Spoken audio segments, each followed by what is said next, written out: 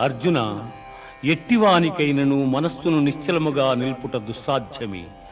అయినను దానిని అభ్యాస వైరాగ్యముల చేత నిరోధింపవచ్చును.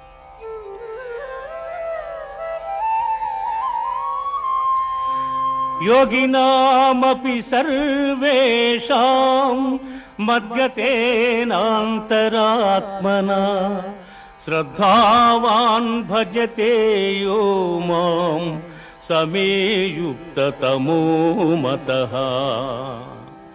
అర్జున, పరిపూర్ణమైన విశ్వాసముతో నన్ను ఆశ్రయించి వినయముతో ఎవరు సేవించి భజింతురో వారు సమస్త యోగులలో ఉత్తములు.